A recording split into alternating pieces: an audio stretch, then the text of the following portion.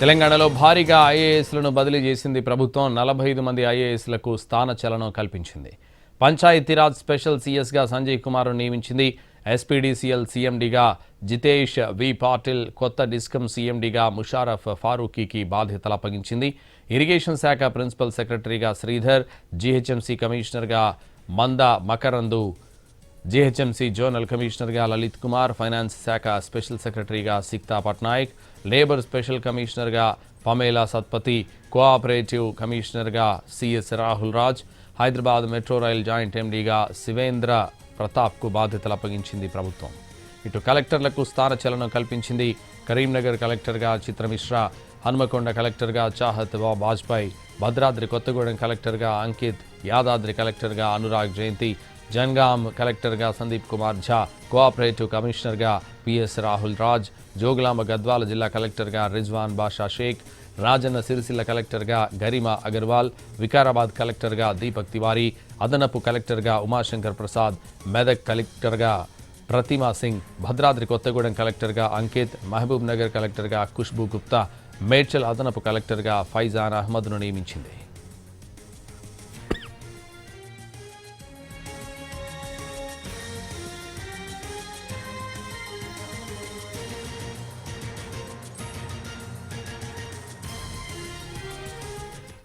తెలంగాణలో భారీగా ఐఏఎస్లను బదిలీ చేసింది ప్రభుత్వం. 45 మంది ఐఏఎస్లకు స్థాన చలనం కల్పించింది. పంచాయతీరాజ్ స్పెషల్ సీఎస్గా సంజయ్ కుమార్ను నియమించింది. ఎస్పీడీసీఎల్ సీఎండీగా జితేష్ వి పాటిల్, కొత్త డిస్కమ్ సీఎండీగా ముషారఫ్ ఫారూఖీకి బాధ్యతలు అప్పగించింది. ఇరిగేషన్ శాఖ ప్రిన్సిపల్ సెక్రటరీగా శ్రీధర్, జీహెచ్ఎంసీ కమిషనర్గా మంద మకరందు, జీహెచ్ఎంసీ జోనల్ కమిషనర్గా లలిత్ కుమార్, ఫైనాన్స్ శాఖ స్పెషల్ సెక్రటరీగా సిక్తా పట్నాయక్, లేబర్ స్పెషల్ కమిషనర్గా పమేలా సత్పతి, కోఆపరేటివ్ కమిషనర్గా PS Rahul Raj, Hyderabad metro rail joint ఎండీగా శివేంద్ర ప్రతాప్కు బాధ్యతలు అప్పగించింది ప్రభుత్వం. ఇదే విషయానికి సంబంధించి మరింత సమాచారం మా ప్రతినిధి సుధీర్ అందిస్తారు. సుధీర్, రాష్ట్రంలో కాంగ్రెస్ పార్టీ అధికారం చేపట్టి 2 సంవత్సరాలు పూర్తయిన నేపథ్యంలో భారీగా పరిపాలనలో మార్పులు తీసుకురావాలని చెప్పేసి భావిస్తుంది. అందులో భాగంగానే పెద్ద ఎత్తున సుమారుగా 45 మంది ఐఏఎస్ లను బదిలీ చేసింది. కొంతమంది సీనియర్ ఐఏఎస్ లకు అదనపు బాధ్యతలను కూడా అప్పగించింది. ఈ నేపథ్యంలో గడిచిన కొద్ది రోజులుగా కూడా పెద్ద ఎత్తున ట్రాన్స్ఫర్లు జరుగుతాయని చెప్పేసి ఐఏఎస్ వర్గాల్లో చర్చ జరిగింది. అందుకు సంబంధించి ఈ రోజు ఉదయం రాష్ట్ర ప్రభుత్వ ప్రధాన కార్యదర్శి 45 మంది ఐఏఎస్ లను ట్రాన్స్ఫర్ చేస్తూ ఉత్తర్వులు జారీ చేశారు. దాదాపుగా 45 మందిలో సీనియర్ ఐఏఎస్ అదేవిధంగా స్పెషల్ సిఎస్ గా ఉన్న వారిని కూడా ట్రాన్స్ఫర్ చేశారు. మరి కొంతమందికి అదనపు బాధ్యతలను కూడా అప్పగించడం జరిగింది. ఇందులో కీలకంగా చెప్పుకోవాల్సింది ఆర్థిక శాఖకు సంబంధించి కావచ్చు, అదేవిధంగా పరిశ్రమల శాఖకు సంబంధించి ప్రస్తుతం సంజయ్ కుమార్ పరిశ్రమల శాఖ స్పెషల్ సిఎస్ గా ఉన్నారు. కానీ పరిశ్రమల శాఖ నుంచి మార్చి టీఆర్ఎన్ఆర్డీ అంటే పంచాయతీరాజ్ అండ్ రూరల్ డెవలప్మెంట్ కు ప్రిన్సిపల్ సెక్రటరీ స్పెషల్ సిఎస్ గా నియమించడం జరిగింది. గడిచిన కొద్ది రోజులుగా కూడా పంచాయతీ ఎన్నికలు జరిగాయి. ఇప్పుడు మళ్ళీ జడిసి ఎన్నికలు కూడా జరగబోతున్నాయి.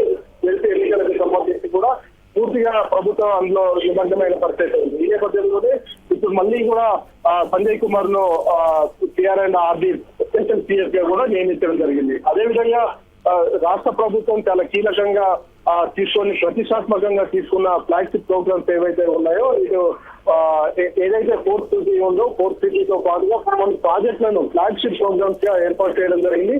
దానికి సభ్యసాక్షి ఘోష్ తను కూడా స్పెషల్ సిఎస్ గా ఉన్నారు. స్పెషల్ సిఎస్ దీంతో పాటుగా ఆయన మరికొన్ని అదన బాధ్యతలను కూడా అప్పగించడం జరిగింది. ఇప్పటి వరకు దానకిషోర్ లేబర్ అండ్ ఎన్ఫోర్స్మెంట్ సంబంధించి లేబర్ డిపార్ట్మెంట్ ప్రిన్సిపల్ సెక్రటరీగా కొనసాగుతూ వచ్చారు. తనకు disaster management special chief secretary బాధ్యతలు అప్పగించారు. ఇప్పటి వరకు ఈ బాధ్యతలను డిజాస్టర్ మేనేజ్మెంట్ కి సంబంధించి ఈ బాధ్యతలను స్పెషల్ చీఫ్ గా ఉన్న డాక్టర్ అరవింద్ కుమార్ చూసేవారు.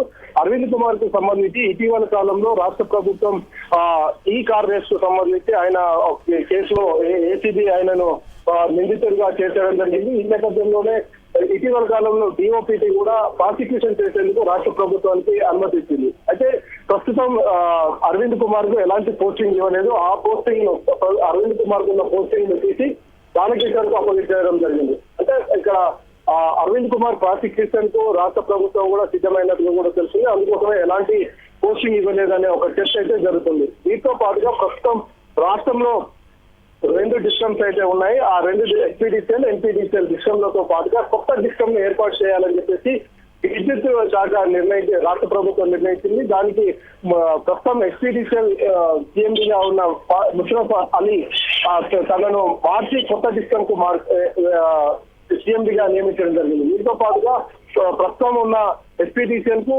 జితేష్ శ్రీ పాటిల్ ఆయన కలెక్టర్ గా పనిచేస్తున్నారు. ఆ కలెక్టర్ బాధ్యతల నుంచి తొలగించి ఎస్పీడీసీఎల్ సీఎండీగా కూడా నియమించడం జరిగింది. దీంతో పాటుగా సుమారు 8 నుంచి 10 జిల్లాలకు కొత్త కలెక్టర్లను నియమించడం జరిగింది. పాలనలో పక్షాలను తీసుకురావాలనే ఉద్దేశంతో ఇప్పటికే చూసుకున్నట్లయితే దాదాపు 2 సంవత్సరాల పాటు కూడా కొనసాగుతూ వస్తున్న కలెక్టర్లు ఎవరైతే ఉన్నారో వారిని కూడా అక్కడి నుంచి మార్చివేయడం జరిగింది. కొత్త కలెక్టర్లకు కూడా ఎవరైతే ఇటీవల కాలంలో ఐఏఎస్ హోదా కన్ఫర్డ్ ఐఏఎస్ గా అయ్యారో వారికి కూడా కొత్త పోస్టింగ్స్ ఇవ్వడం జరిగింది. చాలా వరకు చూస్తున్నట్లయితే ఇదంతా కూడా పాలనను పరుగులు పెట్టించేందుకే ఈ నిర్ణయాలు తీసుకున్నట్టు కూడా తెలుస్తుంది. రాబోయే మరొక 2.5 సంవత్సరాలు చాలా కీలకంగా మారుతుంది కాబట్టి ఖచ్చితంగా ఇప్పుడు సంక్షేమ పథకాలు కానీ అభివృద్ధి పథకాలు కానీ ప్రజలకు చేరాలంటే అది కేవలం అధికారుల వల్లనే సాధ్యమవుతుంది. ప్రభుత్వం చేస్తున్న కార్యక్రమాలన్నింటినీ కూడా అధికారులే ప్రజల దగ్గరికి తీసుకువెళ్లాల్సి ఉంటుంది. కాబట్టి ఈ ప్రక్షాళన అవసరమని చెప్పేసి భావించిన రాష్ట్ర ప్రభుత్వం పూర్తిగా దాదాపు 45 మందిని ట్రాన్స్ఫర్ చేసింది. మరికొద్ది రోజుల్లోనే మరో 1-2 రోజుల్లోనే మరో 10 మందిని ట్రాన్స్ఫర్ చేసే అవకాశాలు అయితే కనిపిస్తున్నాయి. సుదీర్ఘకాలంగా ఆయా డిపార్ట్మెంట్ లో నడిచిపెట్టుకోనున్న అధికారులతో పాటుగా అవినీతి ఆరోపణలు అదేవిధంగా విధుల పట్ల నిర్లక్ష్యం వహిస్తున్న అధికారులు ఎవరైతే ఉన్నారో వారందరికీ కూడా ముఖ్యమంత్రి రేవంత్ రెడ్డి వారికి గ్రేడింగ్ ఇవ్వడం జరిగింది. ABCD అని గ్రేడింగ్ ఇవ్వడం జరిగింది. పనులు చేస్తున్న వారికి మంచి పోస్టింగ్ ఇస్తామని చెప్పేసి గతంలోనే ముఖ్యమంత్రి రేవంత్ రెడ్డి స్పష్టం చేశారు. ఇప్పటికే జిల్లాలో చాలా మంది జిల్లా కలెక్టర్లు కలెక్టర్ బంగ్లా కూడా దాటని ఎవరైతే కలెక్టర్లు ఉన్నారో వారందరినీ కూడా ఐడెంటిఫై చేయడం జరిగింది. అదేవిధంగా మంచిగా పనిచేస్తున్న అధికారులకు ఒక్కొక్క శాఖకు సెక్రటరీలుగా కూడా నియమించడం జరిగింది.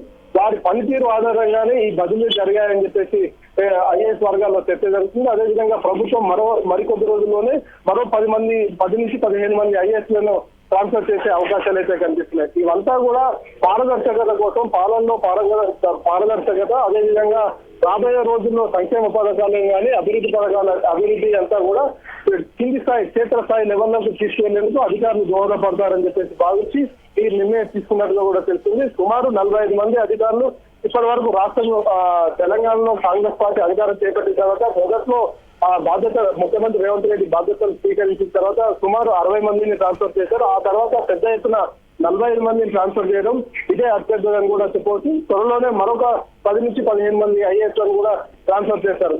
వారు పనితీరు ఆధారంగానే ఈ ట్రాన్స్ఫర్స్ జరిగాయి. చాలా కీలక శాఖలకు అధికారులను కూడా నియమించడం జరిగింది. వారి పనితీరు మెరుగుపరుచుకుంటే ఖచ్చితంగా మంచి శాఖకు సంబంధించి బాధ్యతలు అప్పగిస్తామని చెప్పేసి మరొకసారి ప్రభుత్వం పరోక్షంగా చెప్పే ప్రయత్నం అయితే చేస్తున్నట్టుగా తెలుస్తుంది. Santosh. Right, thank you Sudheer.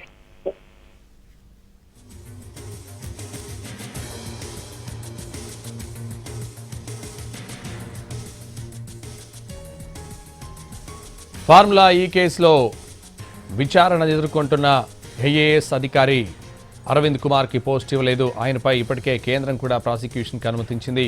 దాంతో ఆయన్ని హోల్డ్లో పెట్టింది సర్కార్. ఇటు ఏసీబీ కూడా ఛార్జ్షీట్ వేసేందుకు సిద్ధమవుతోంది.